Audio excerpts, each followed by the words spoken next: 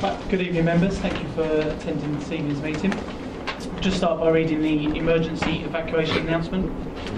In the event of a fire or other emergency, please exit the building in an orderly manner to the assembly point, which is located in the market car park. The fire exit in this room is indicated by a green fire exit sign. Please do not delay the evacuation by collecting any belongings. Do not use the lift. The premises must not be re-entered until the fire brigade have given the all clear. And please note it is against the law to smoke on these premises. Please also note that this meeting will be audio recorded. Can I please request that members either turn off their mobile phones or put them to the side. Thank you very much. Item 1 on the agenda is apologies for absence. We have apologies from Councillor Milne and Councillor Webb is substituting for him this evening. No other apologies received. Sorry, Councillor Cooper, he's unwell. He spoke to me earlier today, so he's going to make. Thank you very much. Item number 2 on the agenda is non-members attending. Councillor Mrs. Hoy, Councillor Mrs. Lumley. I think that's all. And item number 3, the minutes of the meeting held on 14th March 2017. Can we have an amendment on it, please? Yes, what's? Councillor Joan Lumley was here and she actually stated why she didn't come to the last meeting, and it's not been noted on here at all.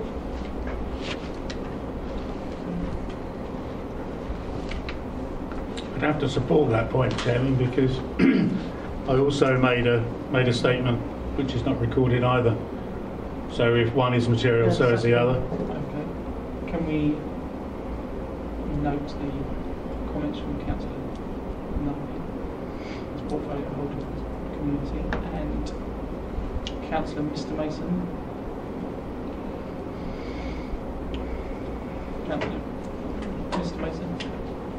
Well, the minutes were challenged, weren't they, Mr. Chairman, but we agreed that they stood.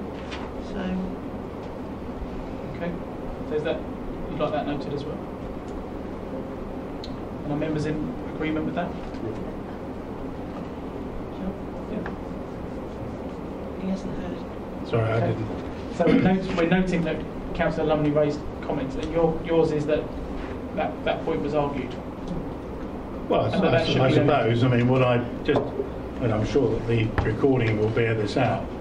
But I reflected upon what had been said, and I noted that in pre-meeting, the majority of members had felt that what the chairman had said during the meeting was in accordance with their understanding and wishes.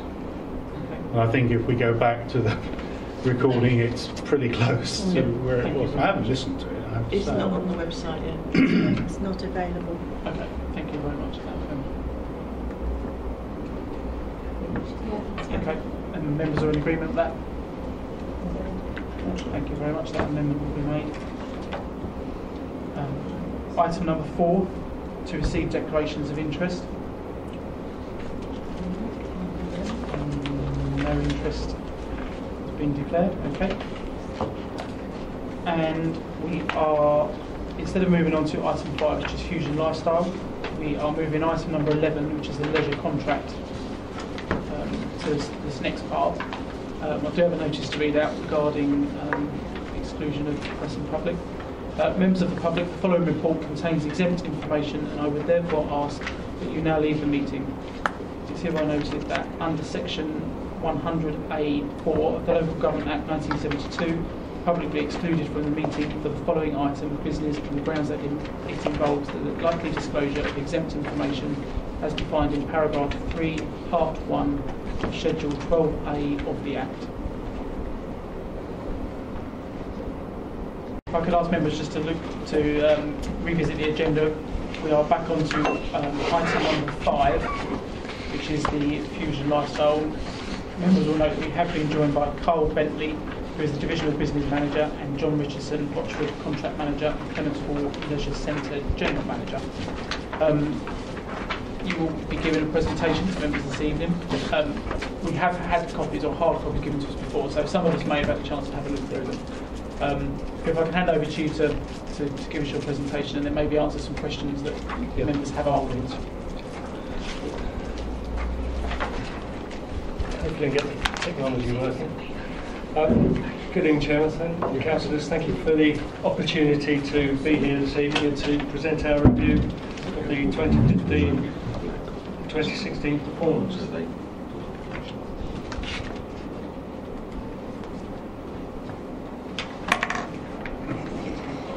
I'm Carl Bentley, in case anybody didn't know. John Richardson, who's the contract manager. I'm delighted that so many people could come to the tours that we did around the centres, and hopefully the information that we present this evening can help support those tours. These are the topics that we will cover this evening, and at the end of the presentation obviously we'll be delighted to answer any questions.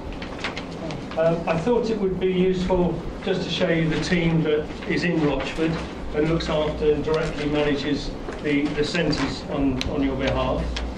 I've had a very long association with Rochford, having commenced my career with Rochford District Council back in 1978. And there I was working at the Park Sports Centre in Rayleigh and the Great Wakering Sports Centre. Sadly, neither of those are still in existence, but hopefully it was nothing to do with what I was doing. Sure it wasn't. I've worked at all the facilities in Rochford at one time or another with 4 different organisations. So there's obviously Rochford, Circa Leisure, Holmes Place and now Fusion. I've also been involved in every major development of leisure within the district. That obviously the building of Clements Hall, which is probably the main one, but also I led the design team for the Rayleigh Leisure Centre when I was with Holmes Place. I lived in the district for 37 years and only moved away recently, but retained many family and friends in the district and in the area. My reason for just saying that to you is I'm very passionate about leisure in the district. I've grown up with it and I lived and breathed it for much of my working life, and I'm determined to make sure that we deliver a first-class service for the council.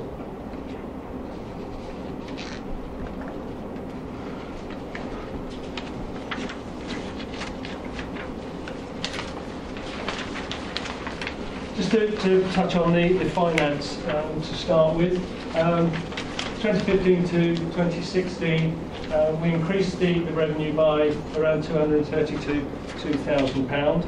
The main areas that we take the revenue from within the centres is on the membership side and as a single activity, swim school. There are a number of other activities that are built into those the other numbers, but those are the two key income numbers. And obviously, as you would expect, Clements Hall provides the majority of the revenue, and Rayleigh the next highest revenue generator.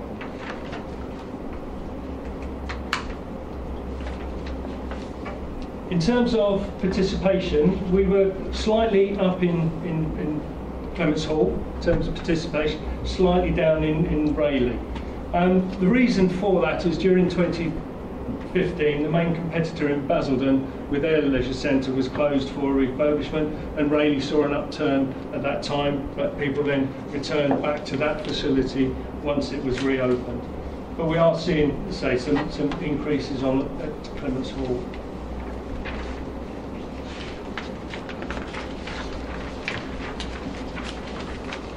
We've had some positive increases in the target participation groups in the district, with the exception of the women. And that was largely down to reduced numbers that we had within the class programme, particularly at Clements Hall, where we had to reduce some of the numbers because of problems we'd had with the flooring within one of the studios, and also with the gas. We had to close down some of the facilities when the gas was done. So that had caused a slight decrease. But it isn't something that's a concern to us, and we're already seeing those numbers now that everything is back working properly. We're already seeing those numbers grow again, and quite considerably.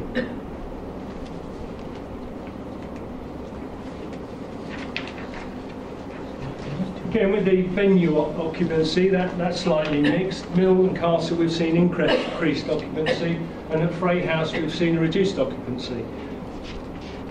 At Freight House, that was particularly set up and had a lot of meetings within that facility, and a lot of local authority, health authority, those type of meetings. There was a lot of those during the week. There's been a really dramatic decline on those, the number of meetings, the number of activities that those sort of authorities have been doing within the centres, and that's had a main impact on our participation or the occupancy in there.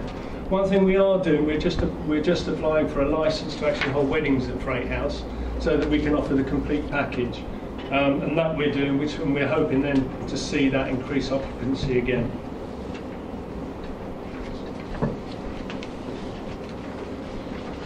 I mentioned that membership and swim school are two of the key drivers in terms of the activities we have, and there's been a good performance at Rayleigh with a slight decrease at Clements. That was really due to the opening of the Exercise for Less, which you may be aware of in Rochford, which started to take some members, but now we're seeing them return back to Clements. They offer a single activity, which is a gym, whereas obviously we're able to offer a great wider selection of activities. So that's starting to regrow now. We engage a company called Market Force to undertake and collect data for us on behalf of us from our customers. And you'll see there that we've increased the number of returns that we've had by 614 from 2015. It's key to get as much of that as possible in order to make it sure it's relevant. And from that, you can see that the complaints are down, the compliments are up, and suggestions that are received are up. So those are trends that we want to maintain. And the more proactively we can increase that line really in terms of the information we're getting back, the more relevant it is. We also engage Market Force to gather the Net Promoter Score for us. This is a score now that a number of businesses are using, and it's based on one single question. How likely are our customers to recommend us to friends or colleagues? So it's a very simple question. And the Net Promoter is the percentage of promoters minus the percentage of detractors. And within the business, we have a target of 30% on that. And that's relatively high if you take all the industries and all the different industries that use this NPS score. And we're delighted with the performance in Rochford. We're well above the company target. We're the highest NPS. We have the highest NPS score in Rochford. So we're very pleased that that's where it is. And again, our determination is to maintain that. Put that in some sort of perspective, we have 19 contracts around the country and something like 100 centres. So it's an achievement to have got that score.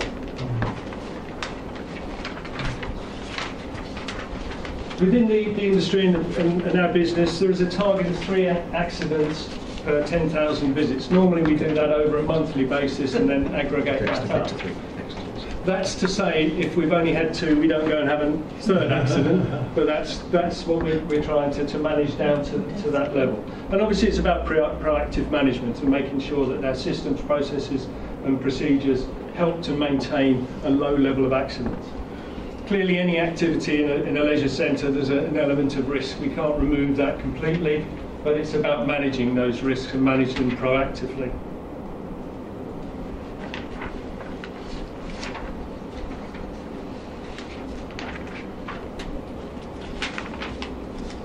Within the business, we have it's called F360 or Fusion 360, and it's a platform that we're developing that we can put all of our audits on. So at the moment, within the business, we've got our standards audit. That takes place twice a day. It's recorded on a tablet. There's a set of questions. That feeds into our online maintenance, so that Kia, who undertake our maintenance in Rochford, and it also goes to our team. So it spreads out the jobs to where they'll be completed. We've just now added onto that the pool testing, a critical element within the leisure centre, and this allows us to record all of the pool tests. We undertake those every 2 hours, and we need that to make sure that the pool is a safe environment for people to go into. The benefit of this is it can be reviewed by all levels within the organisation. If there's a pool test missed anywhere in the country, that somebody will get a text or an email to say that that's been missed. If we get readings that are well outside of what's acceptable, again, is a programme of escalating that so that action and that can be taken to actually get that back into line. We're the only company in the country that has that system and operates that. So we're quite proud of that because it's a really positive way of managing the pools. We've just completed the condition surveys, and they've just arrived with our FM department, and they're now starting to review those and look at those. And it's covered the M&E, structural and plant across all of the facilities in Rochford. Once we've analysed those, the plan is then to share that with your officers and discuss that, and I will touch on that again in a second in terms of what we will be doing with those. During 2016, we spent around £160,000 on the buildings, and you can see there the list of the main headline numbers of where we spent that money. And again, those who came round to Clements Hall will have seen the extent of the gasworks that we undertook at that site, and that's around 120,000 spent on that, added to that 160. So there's quite a considerable investment in terms of maintenance within the facilities at the moment. One thing that we have been discussing with the officers and the council was the opportunity to do Invest to Save. And we know that's not on the table at the moment, but we have a timetable now that we'll be working through. We've obviously completed the condition surveys. We will be assessing those and then considering what we do and how we can do those and the investment opportunities of those, discussing it with your officers in terms of the way forward. And then we will then go back and then we'll look to present a list of investment proposals to the council in June and July. So we have a timetable now in terms of what we'll be working towards the investment side. Finally, just to talk about other key focuses that we have in the district, and that's particularly around it says SCD, Sport and Community Development. That's really important. That's about how we get out into the communities and we engage with the communities and get them in to use the facilities. It's about getting more people more active and getting them involved more often within the centres. And these are some of the activities that we've been running during 2016. So beginner running groups, walking football, and the Women's Active Festival. What's important from this is that we don't just do that one activity and then walk away. We get people engaged and we keep them engaged. So, for example, the walking football, we now have regular walking football sessions within the centres, and we're doing those at Clements at the moment, and we're just now starting to do it Rayleigh as well. So it's about getting people engaged and then keeping them engaged to improve the levels of fitness. We also work with a number of partners. We can't do all of that activity, the sports community development, on our own. So there's a number of different partners that we work with because they are already in the community. They're already identifying people who may be interested or would like to get involved in health and fitness and leisure. So we work very closely with those. And then also we are able to source funding, which helps us then to be able to put on some of those activities. So those are just some of the people that we currently work with, and obviously we're always then seeking to work with other partners where we can either fund or where we can get new activities moving forward. So that's a very, very quick run through in terms of the review, but obviously we're very happy to take any questions. Thank you very much. Some members have indicated that they have a few questions prior to the meetings, just from looking at it. So if we can start with Councillor Mrs Mason. We had a question regarding disability and medical. Yes, thank you, Mr Chairman. I've got two questions actually. One that's arising from the presentation, that one. So if you'll bear with me, I'll do the one that arose from the presentation first. under your customer satisfaction surveys, you've got suggestions received and improvement in gaining information. So what actions have you actually taken for that improvement in gaining information? Could you explain what you've done to in more detail? Yeah, we're proactive on the sites. I mean, John can answer it better, but we're proactive on the sites in gathering that information. We're making sure that when we get email addresses, so if people are engaged with, then Market Force will go out and actively get to them to provide us with the information. So it's about us just being more proactive, asking customers, talking to customers, and getting that feedback. Sorry, is it also two-sided in that you give information? Because one of the members on the tour said they couldn't see, I believe, the signing for the creche. So perhaps that should be looked at two ways, not just gaining but giving. So that's just a small point. Yeah, can I just add in that one of the things that we actually do now is invite our users to feedback, so that we will send out a number of invites a month to users to feedback, so it'll go to their email address and they are then invited to feedback, so that we're actively trying to gain more feedback in order to improve and to move things forward. And on that point of your Net Promoter Score, that's the number of responses. Was it the 997 on the other side, or how many responses is that? 44.9%. That's based on the 997. Yeah. Okay. Thank you. I thought it was, but it wasn't clear. And going back to the original question that I wanted to ask, Mr. Chairman, a year ago when I went round the centres, we noticed there was quite a lot of undercapacity, especially in the daytime. And one of the things that we suggested at that time, or I suggested actually, was that many of us, when we go to see a doctor, if we've had a physical problem, are given an exercise sheet, very simple piece of paper to tell us to stretch, bend or whatever. Most people are not able to implement those exercises properly, which therefore inhibits their recovery and may make it even worse.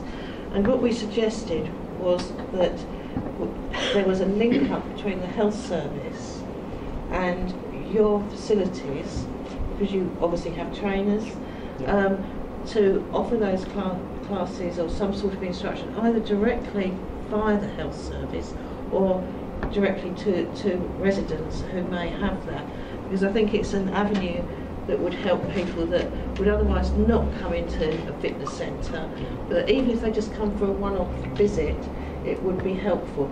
Has anything been done on that in the last year? I think that we're only hesitant because I arrived in February and John has been late December. So Chairman, if it helps members, Mark can answer that point. If that helps, Okay, yeah, if you wouldn't mind, could you? Yeah, just on the point, I think it's on one of this slide or the previous slide around the GP referrals, and that's something that we've been looking to improve at both the sites over a couple of years now, and that's our focus is on getting that right first before we take it on to any kind of future stage. So we've got some investment through our Public Health Improvement Officer and the Health and Wellbeing Board to train some additional staff at both the sites, and then we can develop that link with the surgeries and improve our GP referral scheme. That's what we want to get right, and then if there's something else that can develop from that, we'll look at that beyond that. But I think until we get that right, that needs to be our focus. I don't think there's quite a scope there for assisting people, because the number of people that walk out of the hospital with a sheet telling them what to do can't be underestimated. But thank you for that, thank you. It's something we will make sure that we pick up on with our Sport and Community Development Officer. Thank you, so we can make sure next year when I sit here I'll be able to tell you it very positively. Perhaps before next year. Or before next year. Thank you very much. Thank you, Mr. Chairman. Thank you. Councillor Mrs. Wall, you indicated to ask a question specifically about the creche. Do you still want to? When I said about the creche in the one in Rayleigh was quite easy to find. Yeah, so when you walk in there, it's quite easy to find. As the one at Clements Hall, I had to ask to see where it was.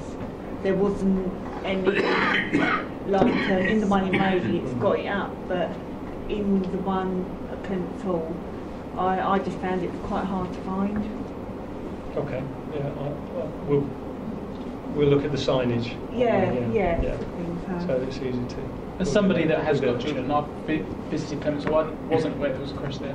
Oh, can you just, where is it roughly? It's as you come through the turnstiles, just on your, past the entrance to the cafe, and then it's just on your left. Oh, okay. Yeah, opposite the toilets. Okay, thank you. Thanks, Chairman. We'll make sure there's better signage for that. No, that's fine. It was just out of interest for me personally. Councillor Mr. Hoy, a question. Thank you. With your leave, can I have there's a couple of questions about the presentation as well. Within the building survey you mentioned in your presentation, you're talking about plant and equipment. I'm not sure where it's going to be. Within this survey you're carrying out, whereabouts would things like changing rooms be included? Would that be under plant and equipment, or is that not part of the survey? Such as the wet side changing rooms, for instance. Yeah, that will be part of the survey. So that is including part of the survey, and that's made available to the officers, and that will be looked at. Right. Okay, that's it. Thank you. I'll move on to the participation figures from there then. I always enjoy participation figures, and it's also, I think you may have mentioned something about this in your report which may have bearing on it. Within the participation figures, you give a breakdown of target groups, 60 plus, disabled, etc. I've always got a bit of concern about this in that you've got target group, but we don't seem to have a target or an aim or anything to measure ourselves against. I'm not sure if having 50,000 under sixes participating is good or bad, or how it compares to other areas. I've got no idea.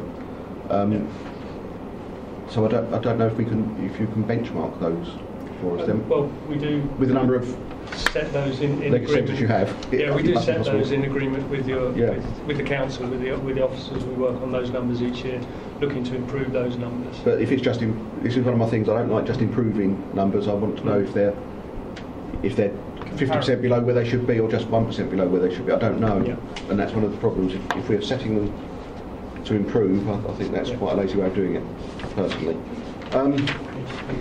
Within the participation overall as well, you give income figures. You've got sort of roughly 50% is, which I can't find now, which you never can on these reports. 50% is about 49% is membership, which I assume is a standard DD, and then the rest of it is coming from elsewhere, which I assume is hire of football pitches, things like that, Clements Hall or Rayleigh Leisure Centre. However, we've got that broken down by income, but we don't have that broken down by participation. So you only have overall figures for participation at 664,000. I'll make it about 10,470 per week at Clements Hall, that would be. And again, I don't know if that's good or bad, or who's swimming, who's doing the gym, who's playing football, who's in the swim school based on that. And I think that's what we would like to know, not just for the information, but to know if it's actually providing our residents what they really want. And I think that's quite important. We do. And that... Sorry, carry on. No, we do report on that monthly, and we do break it down monthly in the areas. But we haven't got it here. But we haven't put it into that or into that presentation. But we do have it in relation to that. And is that, sorry if I may, is that available to members, Matt? We can certainly look at, make it available, look at formats and more. I'm not sure, just give it to me, I'll be interested myself as well. Yeah, we certainly get a monthly breakdown show of those numbers. We can look at putting something together. That's useful. Okay, and then we'll have an idea of where we are then, because at the moment I don't really. And that comes back to a question I asked previously when Fusion were here about the business model. And you did I caught it as you went past it, and you went past it very quickly, because my concern is the budget gyms, if that causes a problem or not. My view was that maybe the model that is being run by Fusion with the direct debits of £40 or £50 per month is outdated when you can go to a gym for £10-15 with classes included, probably particularly with reference to Rayleigh Leisure Centre, which doesn't have a swimming pool. I can answer that. Early this year, early indications are that the budget gyms have now been operating for a year, Exercise for Less. They're starting to change their model, and have changed their model recently, and we're seeing a lot of customers return. And we will see the early indications of this monthly report, of the monthly report I'll put together put that, Mark will show an increase in participation again and an increase in numbers. And from off the top of my head, from what I can remember, we moved forward again 60 members, and that's people returning from exercise for less in those budget areas because they don't get the same service or the same package. They just have a gym. Okay. Which I think was mentioned by Carl briefly. Yes, I mean, the model for local authority leisure has always been the family market. That's the start point in terms of, you can cater for everybody within that market. The budget gyms are single focused. It's the gym. So if you've got a partner, a wife or whatever who wants to do classes, generally then they're not necessarily available. Or if you've got children, swimming, that's not available in there. So, and if you get, for example, have the kids come and swimming, then the parents are more likely to come and join and do other activities. So it's about us focusing on where we believe our business is, which is in that sort of family and those people who want other activities rather than just a gym. You can't compete with £9.50, a gym membership a month. We wouldn't even try to do that because that would be suicidal for our business or any business where you've got this type of model. David Lloyd, for example, continues to go after a certain market and that level because they know that's where their market is. They're not trying to compete with the budget gyms. So there's different levels in the marketplace, different models that we operate, and we believe we understand our model of the local authority market, and that's where we put our effort into those and generating the business from that. And it's particularly we're big around the family market and the spread of activities. Okay, thank you. Thank you very much. Councillor Hookway? You had a question particularly about, I think it touches on that, who it appeals to. From the groups that you've identified, and you've given figures there in relation to particular target groups. My question revolves around people that aren't mentioned in that, which would probably be males in their teens, 20s and 30s. If all the target groups are going up, but your overall participation is down slightly, then that area must be down by a reasonable amount. Is there anything that you're looking to do to try and improve participation in that group, or is that something that you're not focusing on? We've had a Sport England funded project called Active Colleagues running over the last 3 years, and one project now we're looking to introduce is called Active Guys, and it's for that exact reason that there's sometimes so much focus on all these other groups that it's easy to forget the kind of 20-year-old, 30-year-old, 40-year-old males, probably myself, probably their target group. So there is going to be some free activities running targeting that group coming up over the next couple of months. Okay, does that answer your question? Yeah. Yep. Okay, thank you. Councillor Stanley, you had a question regarding data. I think it was more for future reports. I think about data that's missing. Yeah, it was more of having gone to your premises and noticed that there wasn't too much activity at that particular time. I wonder if you might think about sort of a weekly test on how the product is going. In other words, how many people are visiting each individual workout, whether it be on the cycles or in the free weights or whatever.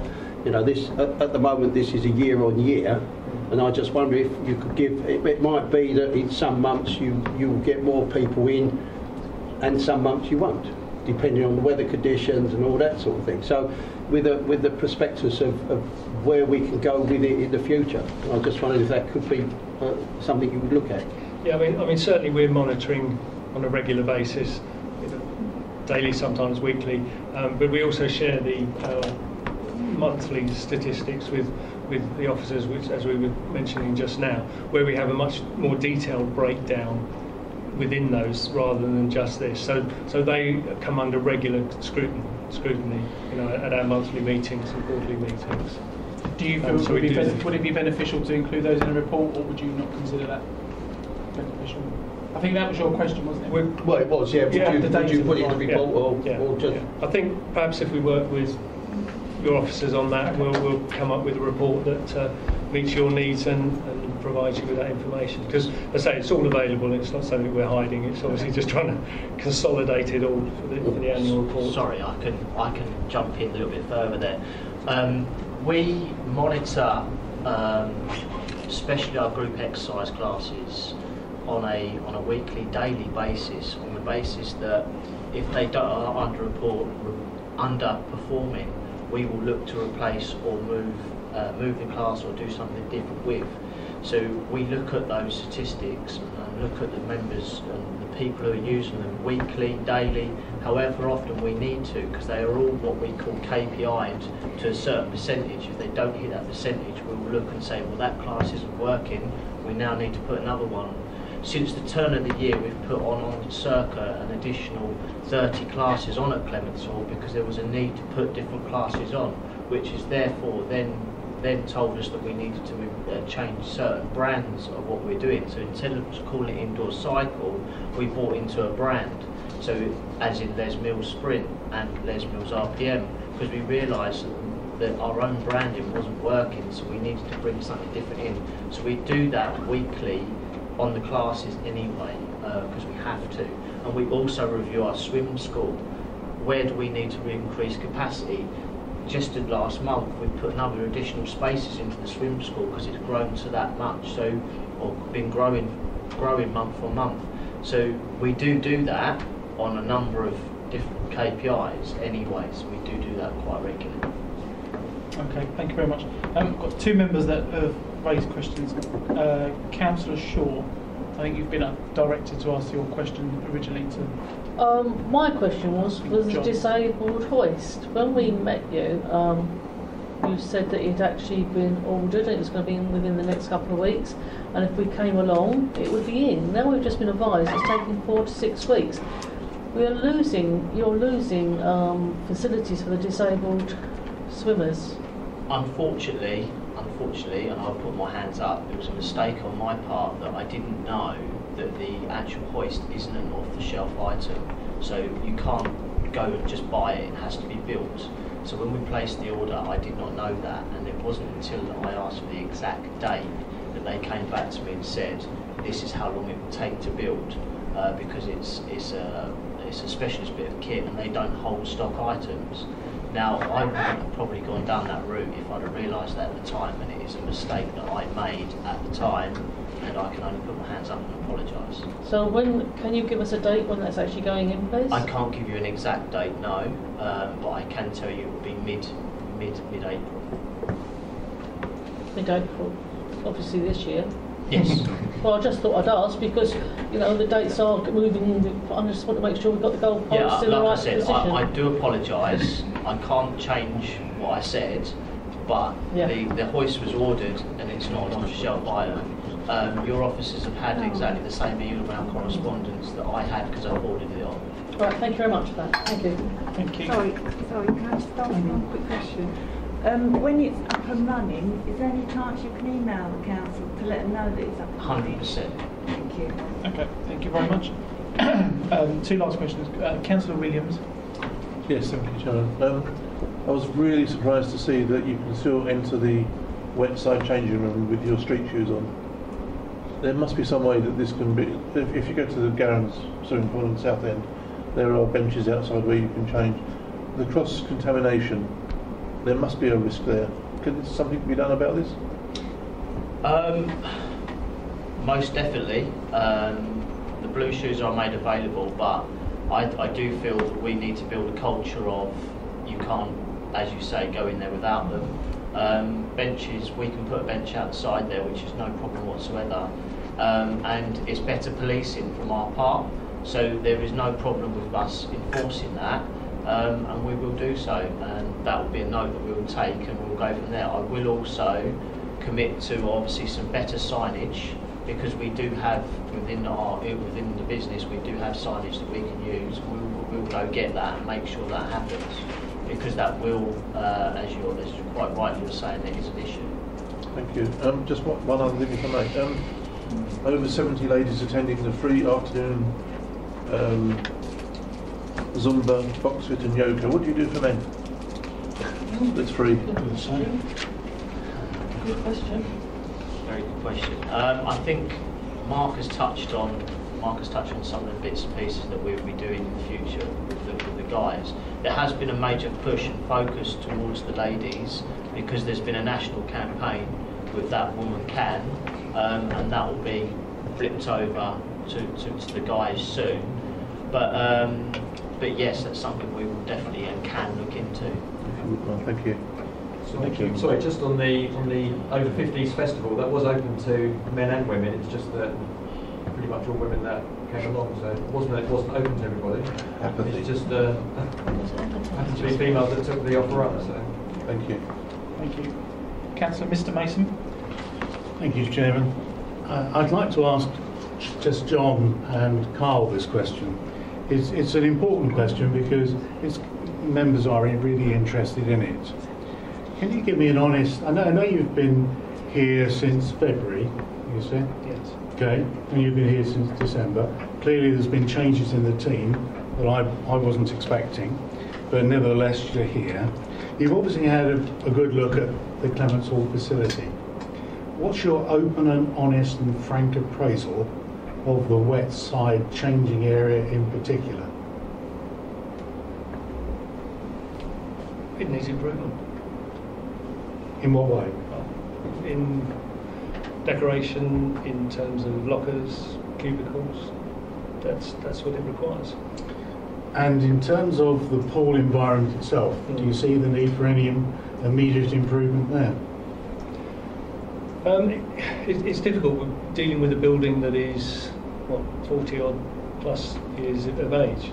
So there are always going to be elements within that pool that need to be, to be maintained. There isn't a way of stripping the whole thing back and starting again. So it is about just keeping on top of any maintenance that's required with it. So you've not noticed anything in particular that needs to be done in the actual swim area itself? There's nothing you've seen that, we've got to do something about this. What are you directing me towards in terms I'm of not. seeing it? I'm asking you an open question. Right. You're running my Yes, residence Yeah. swimming pool. Yes. It's the only public swimming pool there is. I get feedback. I've given feedback to our officers. I was really very, very interested, as I know a lot of members here are interested, in what you've noticed and what you see you need to make an immediate impact upon. And I haven't heard that you've noticed anything in particular, except you've got to keep in touch with the maintenance. I'm going to say disappointing, because I have to be open and honest with everyone I meet. I can't do anything else, it's just who I am. And in terms of the changing area, I think that's an immediate need for work, isn't it? Would you agree with that? It needs to be done, it needs investment, yeah. I mean, any building of that age, there's a continual need for investment to keep it up to a standard. There is a need for investment within the changing facilities, there is no doubt about that. What sort of timescale do you see as that being enacted? Well, we've got to go through the condition surveys. We've got to look at those, and we've got to deal with the items within there. I think you need to bear in mind we've only got 5 years left on the contract, so we've got to manage that within that timescale. Are you telling me you don't want to make an investment in the wet side because there's only 5 years left? I'm not saying that at all, but we need to take the term of the contract and the investment that will be needed over that time into account. So I can't look forward to a big investment in the wet side of Clements Hall then? Well, we need to go through the condition surveys that we've just received to see what we need to do and what we're able to do within the given timescales that we've got. Explain to me that again. So you're saying there's only 5 years left, and that therefore means what in terms of investment? Well, there are a variety of things we need to do within the condition surveys, and that will be set out for us, so we need to make sure that we're doing those. It's then a case of evaluating what else that we can do within that timescale. when you say I think, can do, well, we need. I don't understand the can. Excuse me. Sorry, I think you have made your point. I think we all understand your point. I don't think you're going to get a more comprehensive answer this evening. Then I'm very disappointed, Chairman, and I'm entitled by my position as having been elected, particularly as Clements Hall is in my ward, to ensure that I have the opportunity to ask all of the questions that are necessary to ensure that residents get best value for money, which is something that our audit committee will also be looking at. Nobody is disputing that. So I just think this evening we are pushed for time, and I've still got other members that want to ask questions. Chairman, I asked a question about the investment profile for Clements Hall, and I'm getting no answers, and you're not letting me pursue it. Thank you. You're welcome. I expect to see that minuted. Okay, if that's been minuted.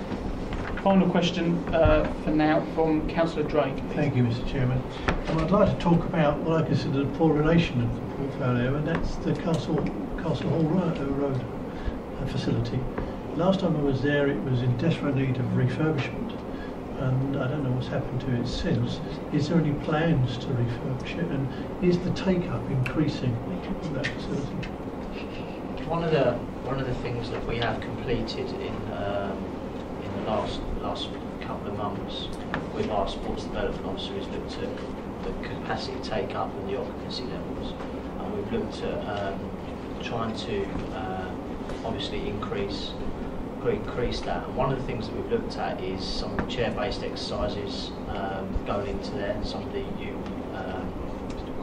users using it for things like the GP referral sessions, so people who can't necessarily get to the leisure centres, because it's quite in a local hub, and it's ideal for some of the people who haven't got access to vehicles and not able to get to public transport, etc., etc. So that facility to take up some of those things.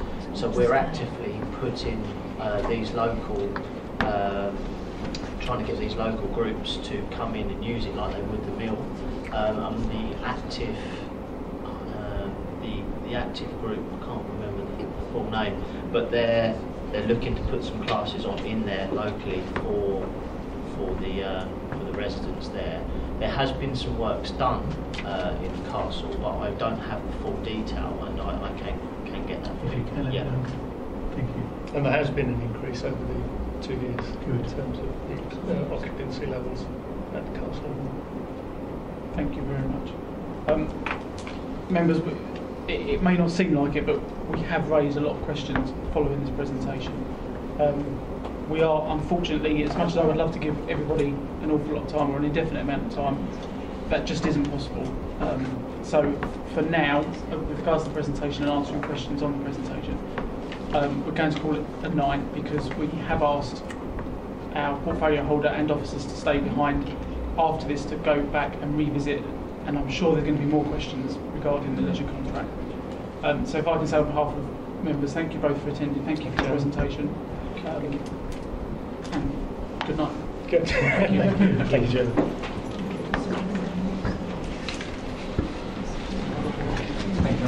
Thank you.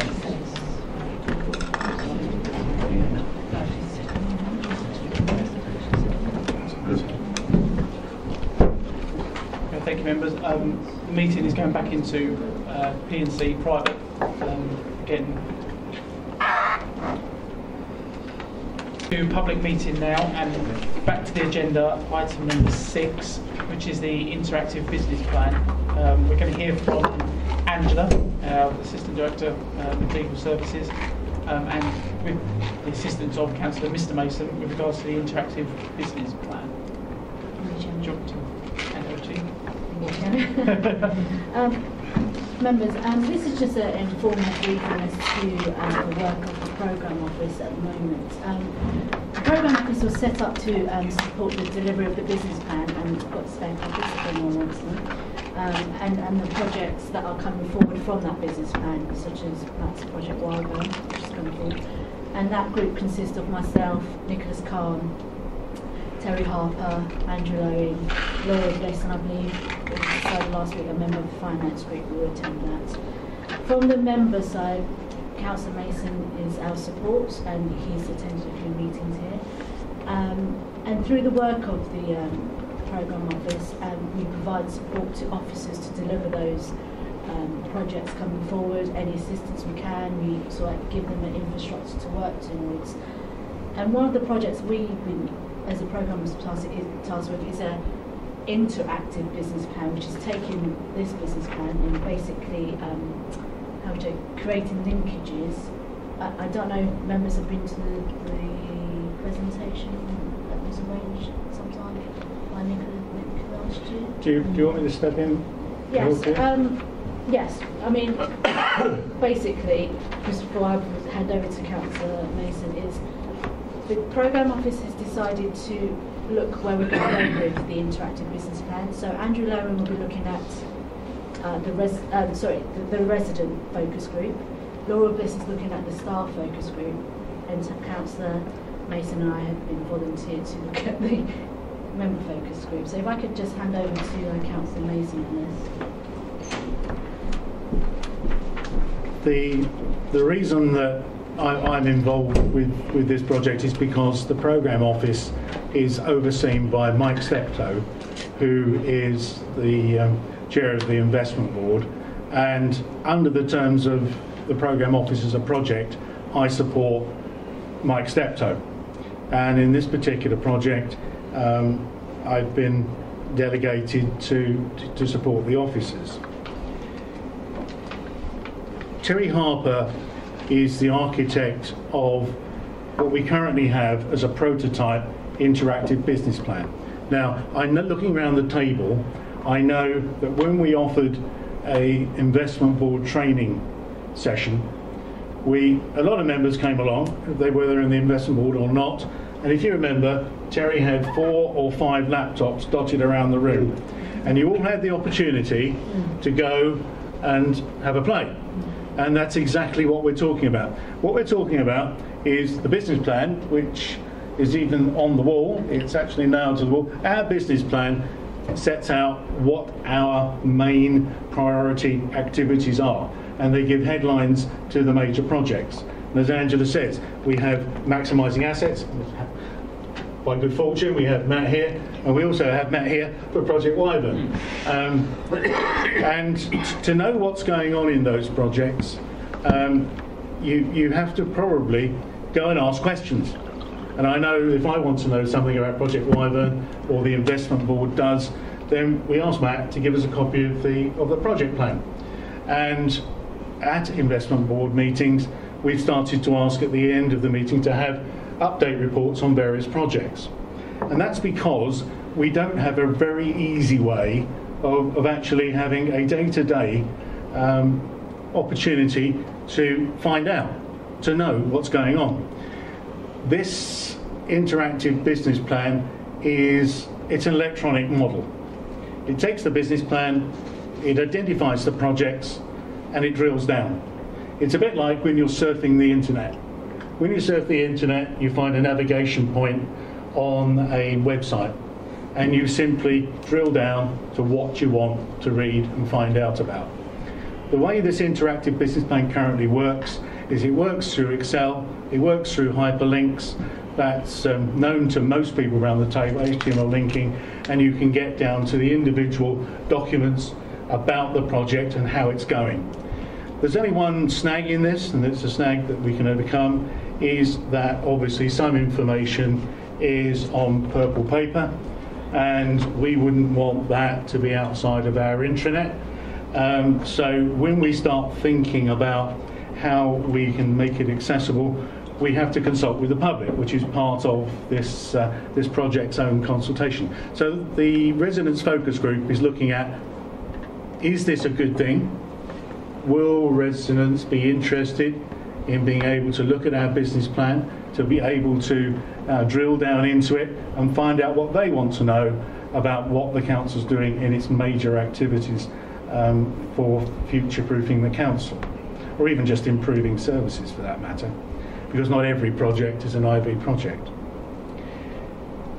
From my point of view as a member, I would love to have access to it.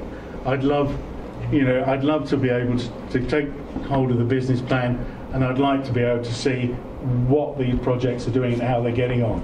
Are they meeting their milestones? When are they going to complete? You know, how was that milestone proceeded? What happened about that presentation from Wingray Jacobs, for instance, on the Coastal Paths project? All stuff I'd have to ask June about, or stuff I'd have to ask Matt about, or something I'd have to ask me about in the projects I'm running. I'm very supportive of using technology in the right places. I would like us to have a dashboard. I would like this dashboard to be available to, particularly to senior officers, because it gives them the opportunity to see what each other are doing and how they can help each other. And of course it helps the staff see overall what's happening without having to visit a project individually. For the residents, it will give them a certain amount of assurance that not everything's an exempt and they can see what's going on. And for members, I think that's vital too. So I'm here as an advocate for the project. It's got to the point where Terry Harper is retiring. So we have a prototype. There's a number of ways we can go about seeing it delivered as a project in due course. It's something we could deliver internally. It's something we might find software externally from the council. But first, we need to hear from residents, we need to hear from the staff, and we need to hear from members. So those of you who have played with the front end, if you like, the drill down, you know something about it already. For those of you who haven't, then the opportunity is to ask Angela before Terry goes to get a chance to do it. But otherwise, in this particular item on the agenda, we're asking for your views. Anybody, any comments or questions? Councillor Hookway. You're saying that the man who's come up with the idea and built the structure of the of this whole thing is retiring. Who is going to be the person who's going to carry this forward in his absence? Well, we do have more than one Excel spreadsheet expert. I don't remember her name. I met her once. Katie O'Brien is Terry's assistant, and she'll be taking over this project. It is in Excel format, so obviously if the feedback comes back that it's a useful tool for information purposes or whatever the public what members want, we'll probably be moving away from the Excel, making it more, as Councillor Mason said, more, what's the word, more high-tech, high-spec, but we need to know whether using Katie's resources, whether we want to go down that route. Do you find it useful? Do you want it? I mean, if there's no point, we'll just carry on with the Excel. Okay. Councillor Webb. Thank you. Let's just say, having attended the investment board meeting and having had a play on the prototype, I was very impressed with it, particularly the range of projects that are being developed through the investment board, to be able to actually look at the PID for each of those projects and then to drill down into the further information that's available. Actually, I found it very useful. Even just having a quick 5-minute play on it, I thought actually there's a lot of potential here. So I'd certainly be recommending that we continue developing it. Thank you. Councillor White. Mr. White. All right. Thank you, Chairman. Yeah, someone who didn't go to the training session, or at least I don't remember going to it. I'm sure I didn't. I think it'd be very useful. It's one question I've asked of some officers recently: what projects are currently ongoing and who's running them, whereabouts we are with them. So I personally would find that very useful. But I would also I'll be contacting Angela to look at it as well. Yeah, we can certainly arrange for those who weren't able to attend to come to our offices and Will it work this time? Councillor Gray. I think it's a great idea. It's important that all members have a handle on what's happening with regards to the investment board and the general public as well. Obviously there will be P&C items on there. I'm sure that will be overcome. I think it's a good, innovative idea. Thank you. Councillor Shaw.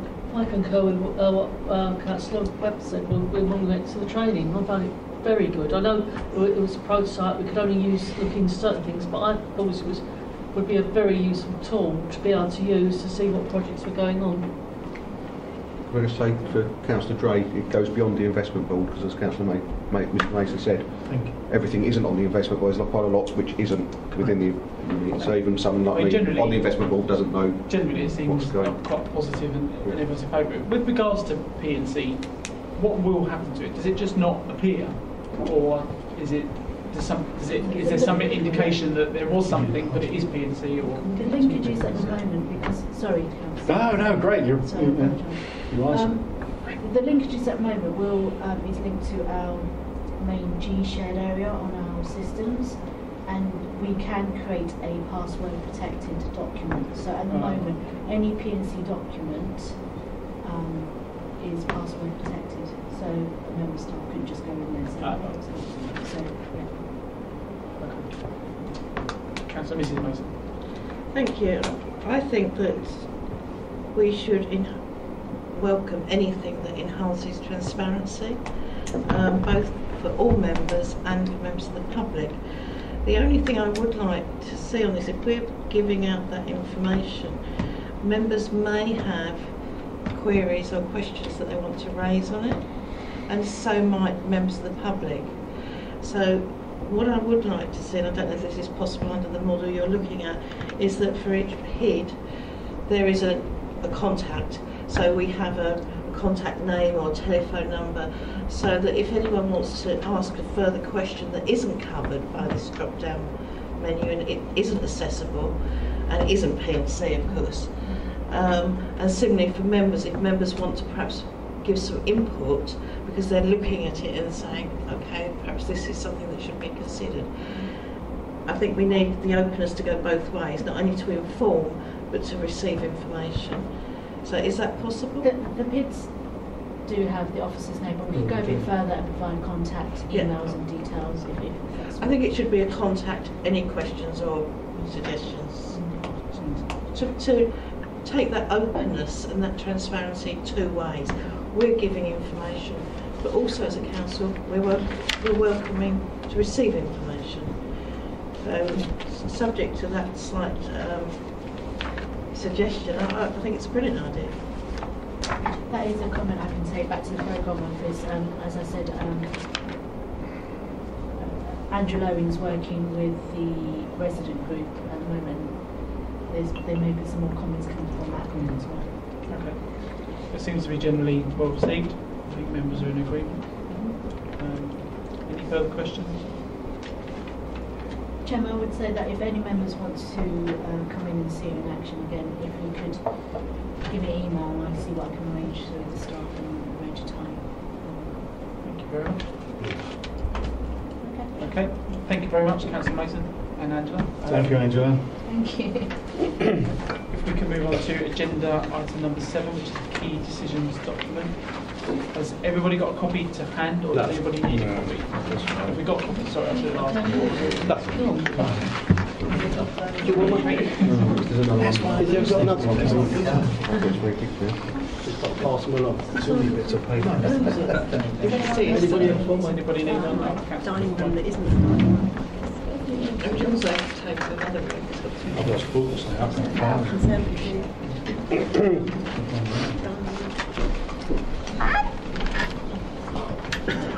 It's all right. Save John sharing mine. I think you lose it. You must have it. Just give me some number. Oh no, you should be going through that. If everyone's got a copy in front of them, I'll hand over to Paul. Who's that? Right, key decision document, 1216, the street scene enforcement policy. That's been on there for a number of months, moved from December, and I wouldn't be surprised if it moves again on the next one that's issued. But at the moment, it's supposed to be the 31st of March. We know. Yeah. Nothing came out today, so. Then 317, the Animal Establishments Act. This was also on there last month, and it's just a to comply with new legislation that's come out. We've seen that, haven't we? Yeah, you've seen that. You've issued that, haven't you? Yeah, it's been signed off. Well, I'll just ignore that one then. Yeah, Councillor Rhodes signed it off. I'm sure she did. Right, okay, and the last one, which is a new one, 417, the Environmental Health Service Plan 2017 to 18. Now this is an annual one, and members might remember, I think it was June or July in this full year that they had the presentation.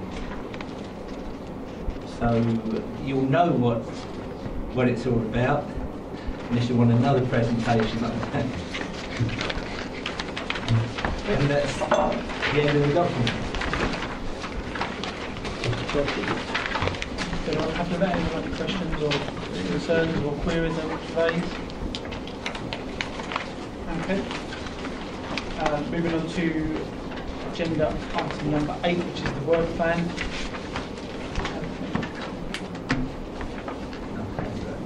Is everyone able to view a copy of the work plan? Yeah. So I don't think we've got any spare copies, so if you can share, if you haven't got one, that would be great. And I'll hand over to Paul again. Okay. Normally some of the projects would have finished at this time. In fact, all three are carrying on. The review of the Constitution are meeting on the 19th of April.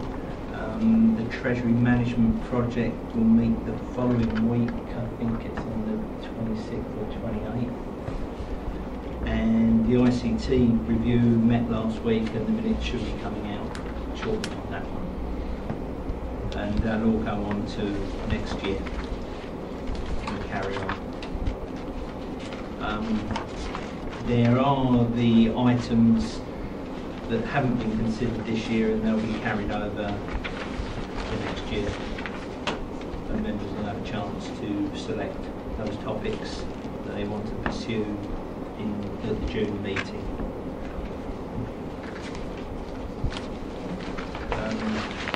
Nothing else really to say on that. Any members have any questions? No? Okay. Moving on to agenda item number 9, which is the annual report. Everybody or members should have had a copy emailed through to them. Hopefully everyone's had a chance to have a look at that and review it. Do any members want to make any changes or suggest any additions or removals? Do we have to include what we've just done? Yeah. Because it's really pivotal. What, on the leisure? Yeah. Yeah, I can put a paragraph in on that. It's a big flag, isn't it? Yeah. Thank you, Councillor Hookway. I did read it. I'm just trying to think if I can remember. In the sanctuary housing one, did it state in there that that is going back to full council?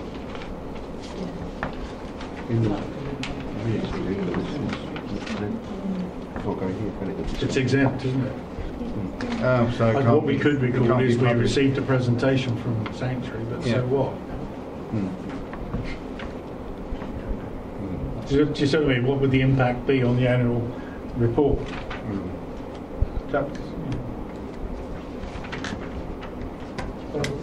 We can't say what's going back to full council. We can say something is going back to full council. Chairman, I wouldn't knock down Councillor Hookway for asking for a reference to be made to the fact that Sanctuary were invited and gave a presentation on their plans, development plans. I wouldn't knock that down at all. It is a fact and it's important. Yeah. Okay, and noted, thank you. You can say recommendations were made to council. You don't have to say what they are. Just recommendations were made to council. Members happy with that? That shows that we're actually doing something, doesn't it? Yeah. Absolutely. And if you don't say. Any other points, Councillor Mrs Mason? Yeah, I think one thing that has been mentioned is the method of asking portfolio holders and officers to attend review committee, and I think that structure has been changed somewhat, so I'd like to see that written up so that there is a clarity for all members. Yeah, I can add that. Kind of makes sense. Thank you. Sorry, I don't understand what you're asking, sorry. You don't understand? Oh, right, okay. Can I just ask a question then? What's changed? In the past, what we did was ask lead officers to invite portfolio holders, etc. We're now formally inviting officers and portfolio holders in writing. As per the Constitution? Yeah, as per the Constitution. So it should always have been done like that? Yeah, we should have probably always done it that way. So nothing's changed, it's just that you haven't been sticking to the Constitution? I don't think the correct way has been done for some years, so we're just clarifying the situation so that there's no understanding going forward. It was always done the correct way when I chaired the committee. That's all I can say. And it will be done again correctly, as they say. Anything else, members? Any other questions? Obviously, items 10 and 11 have been moved, so that is the end of the meeting. Oh.